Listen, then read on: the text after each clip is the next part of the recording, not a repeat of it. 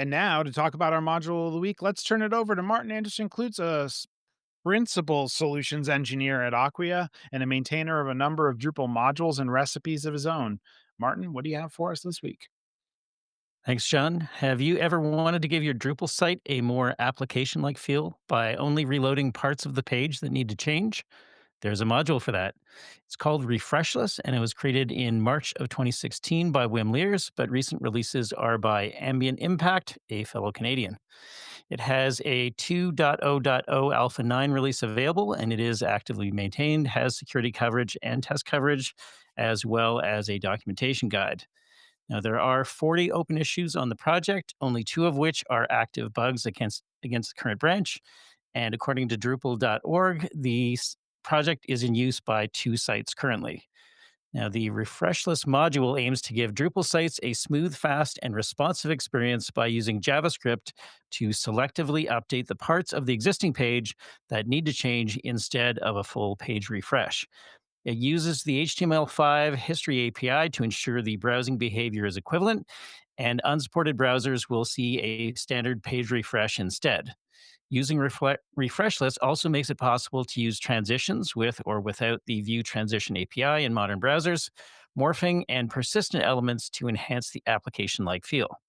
There is some indication that sites may encounter issues if they use Refreshless with JS aggregation enabled, so it's probably better to use it if your site has HTTP enabled in its hosting.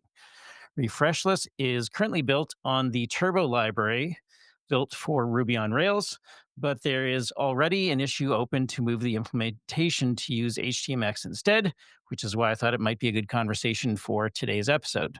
So let's talk about Refreshless. My first question here, which is like this seems very cool, but I'm just wondering like does your site have to be structured in a certain way? Like for example, like all my content needs to be on one page, or is it like it could apply to any site, just a regular site, you bring it in and it just works?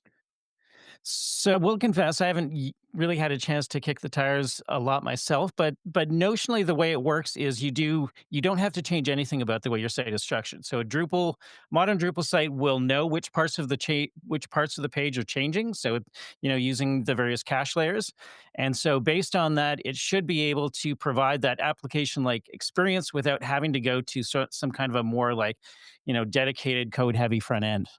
So, like, if you have standard header, standard footer, standard sidebar elements, all those things are just gonna stay the way they are, and everything that's different will change on the page. That's really cool. Yeah. Yeah, And Ambient Impact's been an active participant in our issue queue and in our channel. And the turbo is what he inherited when he took over the module, but he is very intent on being able to change it over to HTMX after he is satisfied with this working well on turbo. Interesting. Nick, what were you gonna say? I was just gonna comment that I love the logo that they have. It's very retro feeling. I did code the module page, and I was like, "Ooh, look at that." I'm like, "Oh, that's like feel like I want that on a t-shirt." Pretty cool. I also like the Or French magnet. structure of their module page with, like, the very visual callouts and whatnot. It is very, very well structured. So it's clear that somebody has developed this module, cares very much for it, so that's nice. It's also worth mentioning that the project page has a link to Omnipedia, which is a site that has Refreshless running in production. So if any listeners want to Wait a second. No. experience what that looks like, you can go there and click around. I'm doing that right now. So Alright. one question I did have, by the way, though, is this project has been out for 9 years and has two websites reporting using it.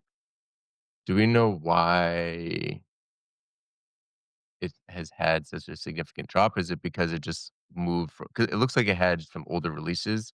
Is it just that it's newly been picked up by somebody? Because I've seen this elsewhere. Somebody else mentioned this somewhere. So I think it might be an old module that somebody picked up and is refreshing for modern Drupal.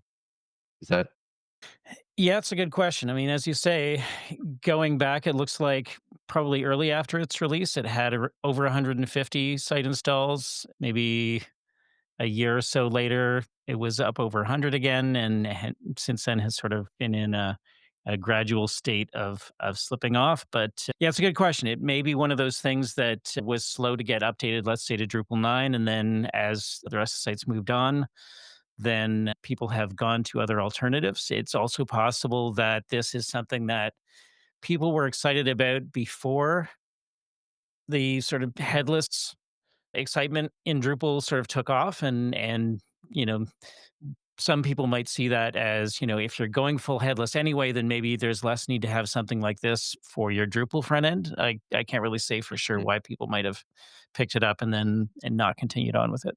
So, two two questions maybe. Can you select the transition that you have between between the pages? Like, so for example, with the example site that they provide there, it basically just like fades out, fades in, right? Can you set your own kind of transition? It's a great question. I did notice that it makes reference to some different techniques that you can use.